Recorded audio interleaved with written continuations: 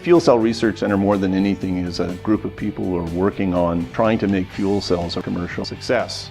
And so I always feel the most important thing to see at the Fuel Cell Research Center is that community. So we have students who come to Canada looking for fuel cell research and find that the Fuel Cell Research Center at Queen's is really the premier spot to do university level research.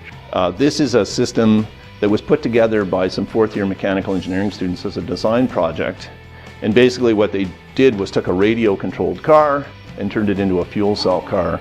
And what you're looking at is hydrogen on board is stored in this little metal hydride unit. The problem is that the metal hydride is very heavy, and what you can see is that it increased the weight to such an extent that the motor finally wasn't able to carry it. And that really speaks to one of the most pressing problems in terms of fuel cell development, which is how do you store the hydrogen in a form that's practical and is portable. Over here, what you're looking at is part of that solution, and it's not very light, but basically with this unit you can feed methanol directly in one end and get enough hydrogen for about 1 kilowatt out of the other. What we have here are all the pieces for assembling one experimental fuel cell of the polymer electrolyte membrane species, if you want. Basically a low temperature system that runs on hydrogen and air that everybody thinks about when you're talking about automobiles. This is, if you want, the big breakthrough that made Canada the world leader in fuel cells. The flow field plate makes sure that the reactants are perfectly distributed across the surface of the electrodes. And the electrodes are made out of platinum, so you want to make sure things are perfectly distributed or you're not using all your platinum. So we put that on the end plate, and because we've got the gases distributing across those flow fields, but it's not going to reach all the points in the catalyst, we need to put a piece of porous carbon material which allows the gas to spread across the platinum. So now I've got one half of the cell together.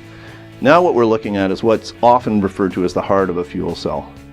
This is a membrane electrode assembly. It's got platinum dispersed on carbon in a polymer ink, and basically that is what makes a fuel cell work. To be able to have hydrogen react on one side, oxygen from air react on the other side, protons go through the polymer, electrons go through the outside, and we put that there. If I put this all together, it looks like this. There is one experimental fuel cell. We can develop better catalysts, we can develop better carbon materials, we can develop better gaskets, we can develop better flow field plates using this as our platform for experiments. The other thing that I always love to bring out whenever anybody is looking at fuel cells is this. And this unit is from the late 60s, early 70s, and is basically the same low temperature technology that we're working on today. So the fuel cells of this generation flew on the Gemini space missions. This is just to show that the technology's been around for a while. What we're trying to do is make it more cost effective and make it more reliable.